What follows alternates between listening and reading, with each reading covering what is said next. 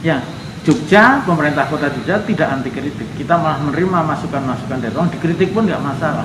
Tapi yang penting informasinya benar sehingga kita bisa tindak lanjuti. Dan pengunggah itu tidak kita tuntut karena mereka juga jadi korban. Nah, silahkan memberi masukan. Tetapi perlu saya ceritakan tentang kronologinya supaya paham semuanya. Yang pertama episode nuduh. Di awal memang wartawan nanya, Pak ada kasus nutup parkir di salah satu jalan di Yogyakarta. Saya jawab, mari tak cek dulu kebenarannya.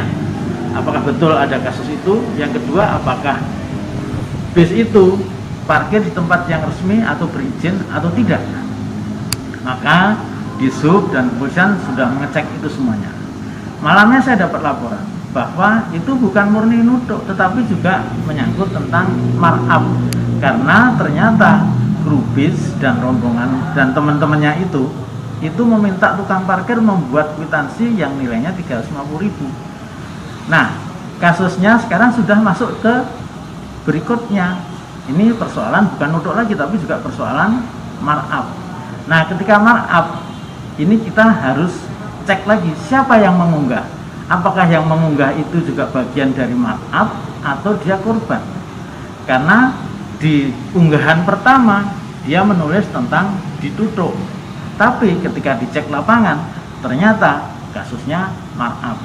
Nah, beberapa saat kemudian ada informasi ternyata pengunggah itu episode yang berikutnya, pengunggah telah menghapus unggahan yang pertama yang menceritakan tentang nutuk dan mengunggah unggahan yang kedua yang bercerita tentang kronologi kejadiannya, yang intinya beliau itu juga menjadi korban karena dipermainkan oleh kru bis dan tukang parkir.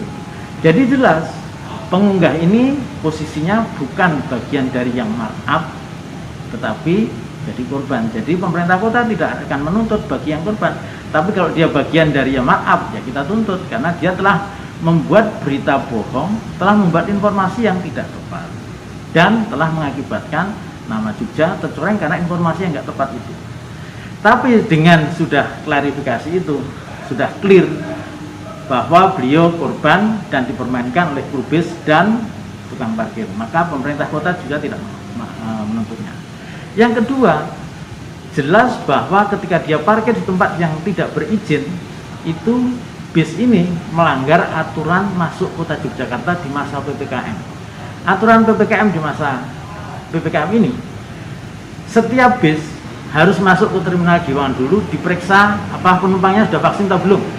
Kalau sudah vaksin semua, maka bis ini keluar sudah mengantongi nomor tempat parkir dan tempat di mana dia harus parkir, dan ada rutenya, dan di tempat parkir yang resmi.